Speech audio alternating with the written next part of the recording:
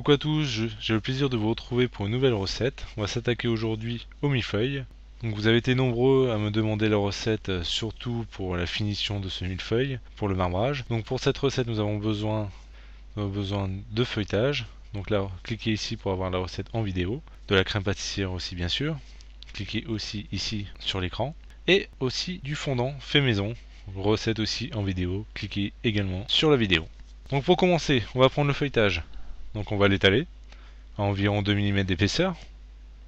Bon, pour ceux qui ont suivi la recette du Saint-Honoré revisité à la fraise, c'est également à la même épaisseur que le Saint-Honoré. Voilà.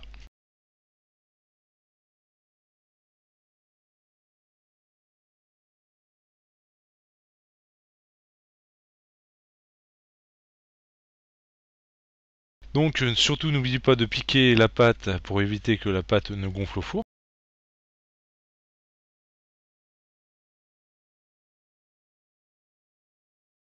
Donc voilà, ma pâte est piquée. Je l'enroule autour de mon rouleau à pâtisserie. Je le mets sur ma plaque de cuisson et j'enfourne dans un four à 175-180 degrés pendant environ 20 à 30 minutes selon les fours. Donc maintenant, j'ai réalisé 2 abaisses de feuilletage. Mes 2 cuissons sont faites, mes 2 feuilletages sont refroidis et je commence à détailler mon feuilletage.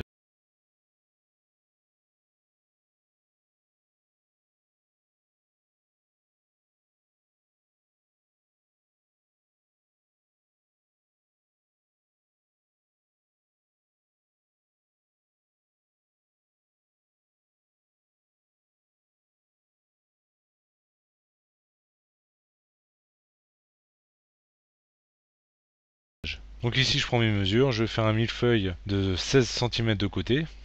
Je vais le monter carré, bien sûr. Donc vous pouvez le monter en rectangle, en rond, tout dépend, on peut faire toutes les formes, hein, en trapèze, en losange, c'est comme vous voulez. Hein. Donc là, pour faciliter les choses, je fais une base en carré. Donc aujourd'hui, on va monter un millefeuille de 16 cm de côté, et je vais monter 4 millefeuilles individuels de 10 cm de long sur 5 cm.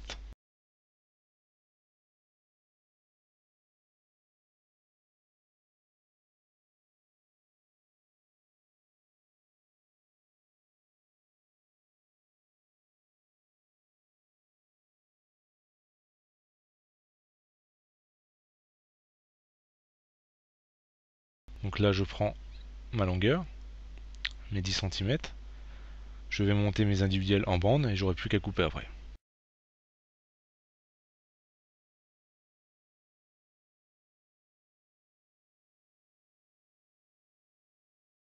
Donc voilà, je coupe. Et une fois que mes millefeuilles sont taillés, je prends ma deuxième plaque et je renouvelle l'étape en prenant les mêmes mesures que sur la première plaque. Donc voilà, mes 2 plaques de feuilleté sont détaillées. Je vais prendre ma crème pâtissière qui est déjà refroidie. Je prends une poche avec une grosse douille. Voilà, donc voici la douille. Et je commence à monter mon millefeuille.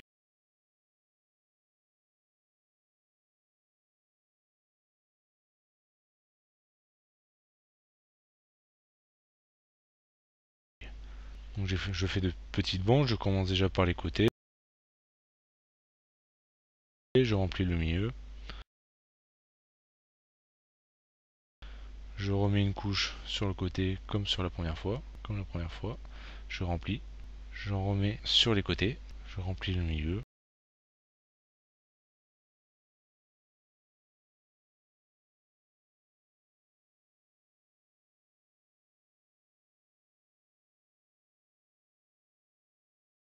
Je prends ma plaque de millefeuille que je retourne pour avoir la surface la plus lisse pour pouvoir faire le décor après. Donc ici j'ai mis plus de crème pâtissière. Pourquoi? Comme ça je dépose ma plaque de millefeuille sur ma crème pâtissière. J'appuie sur ma plaque de feuilleté. Comme ça la crème va ressortir. Et j'ai plus qu'à donner un coup de palette pour lisser les côtés.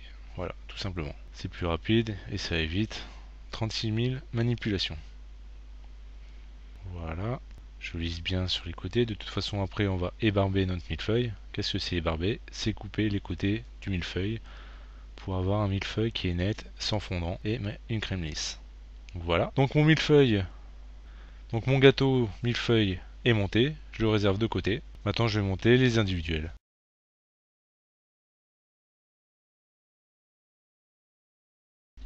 j'incorpore la crème exactement comme mon gâteau. Je commence par les côtés et je remplis l'intérieur. Donc je mets une bonne couche, hein, toujours, comme je vous l'ai dit, pour lisser après.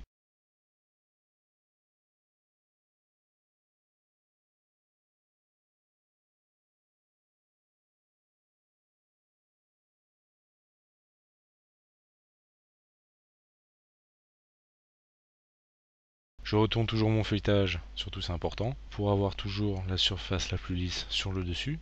Ça facilitera l'étalage du fondant après. Donc surtout n'oubliez pas, hein, si vous faites un fondant maison, surtout le faire plusieurs jours à l'avance, le fondant, pour pouvoir permettre au fondant de se reposer, de reposer un peu au frigo, 3-4 jours à l'avance. La pâte, préparez-la la veille, mettez-la à 4 tours la veille et 2 tours le lendemain.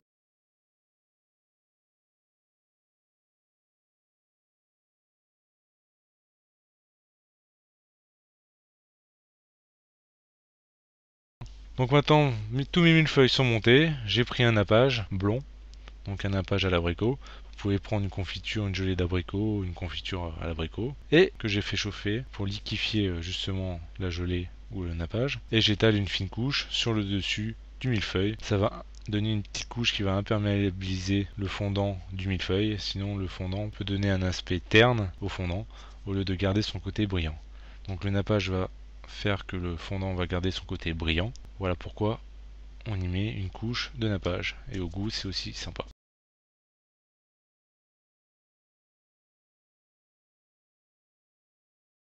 Donc ici, je prends mon fondant que j'ai tempéré entre 32 et 35 degrés. Pour moi, il est trop épais pour faire le millefeuille. J'ai ajouté un sirop à 30. Donc un sirop à 30, c'est un sirop, c'est une base d'1 kg de sucre, 1 litre d'eau que je fais bouillir. Je laisse refroidir. Et c'est ce qui va me servir à incorporer dans mon fondant, ici. Donc pareil, le sirop à 30, réalisez-le la veille, pas besoin de faire 1 kg, hein, faites 200 grammes, 100 grammes, c'est comme vous voulez. Je prends un cornet, je remplis de fondant chocolat, que j'ai déjà préparé à l'avance. Mon fondant chocolat pareil, je le mets à la consistance désirée pour pouvoir le dresser au cornet. Donc je vais bientôt faire une vidéo sur le cornet, je vous mettrai la vidéo quand elle sera faite dans la barre d'infos, ce sera plus simple. En attendant, pour ceux qui savent faire un cornet, vous pouvez toujours continuer, et de toute façon un cornet c'est pas si compliqué, vous pouvez toujours prendre une petite douille avec une toute petite douille avec une poche, et ça va très bien aussi. Donc ici je prends mon fondant qui est bien tempéré, j'ai la consistance parfaite pour finir le décor de mon millefeuille.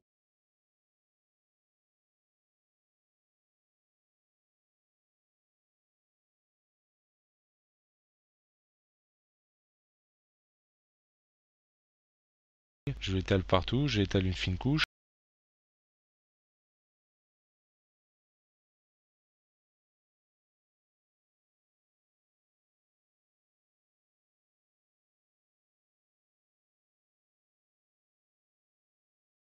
Une fois que c'est fini d'étaler, je me dépêche. Surtout, c'est important de se dépêcher pour éviter que mon fondant blanc ne bloque. Je prends mon cornet chocolat qui est déjà tempéré et il est déjà aussi coupé. Et tout est prêt. Donc je fais de petits ronds. Vous pouvez aussi faire d'un coup tout en escargot.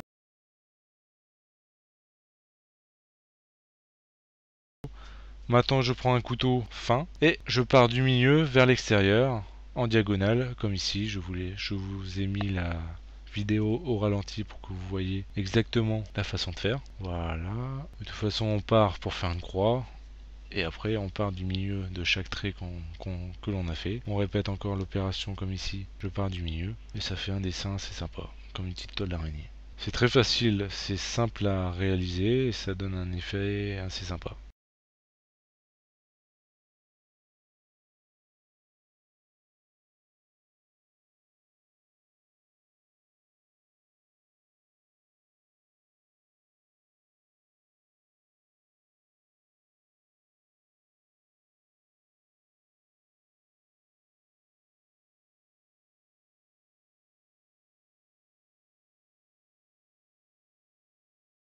Donc voilà, le marbrage de mon millefeuille est fini. Je vais m'attaquer au marbrage de mes millefeuilles individuels. Donc je prends toujours mon fondant qui est toujours tempéré. Voilà.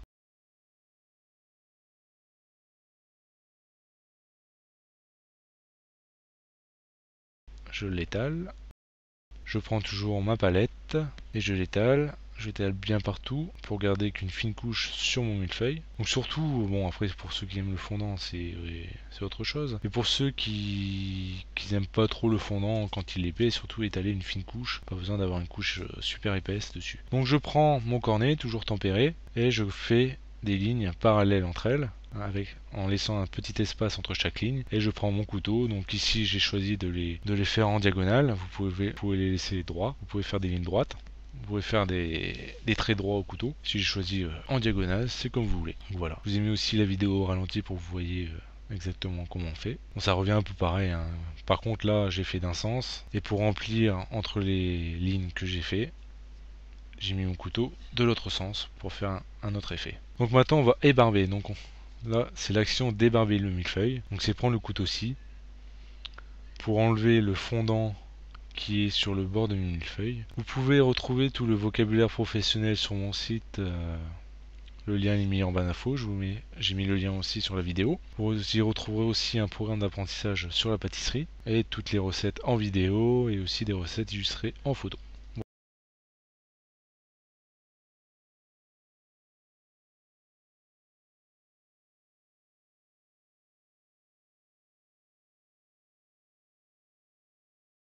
Voilà. Donc maintenant je vais couper mes millefeuilles. Donc toujours prendre un couteau-ci. Par contre, avant de couper forcément le millefeuille, j'ai laissé mon millefeuille une demi-heure, trois quarts d'heure au frais pour que la crème bloque et pour que mon fondant soit bloqué aussi. J'ai mis aussi mes millefeuilles au frigo, juste après avoir mis le nappage pour que le nappage bloque. Surtout c'est important. J'ai oublié de le préciser tout à l'heure, mais avant de couler mon fondant sur mon millefeuille qui est nappé, surtout le mettre au frais pour bloquer le nappage avant. Donc voilà, ici j'ai fait, comme je vous l'ai dit tout à l'heure, un millefeuille de 5 cm de côté. Tout à l'heure on a taillé le millefeuille de 10 cm, c'était pour la longueur. Maintenant j'ai pris mon équerre pour tailler de 5 cm. Voilà.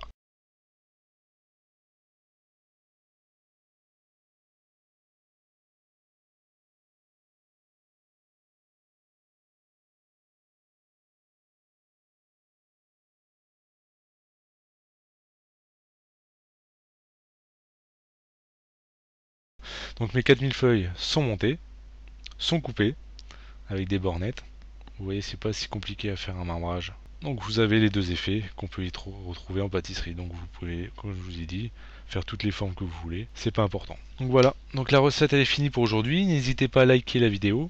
N'hésitez pas aussi à vous abonner à ma chaîne, c'est totalement gratuit. Vous pouvez aussi me retrouver sur Facebook et Twitter. Vous pouvez me poser toutes les questions qui vous passent par la tête sur la pâtisserie. Il n'y a pas de souci, je suis là pour vous répondre. Donc voilà, à bientôt pour une nouvelle vidéo. Bye.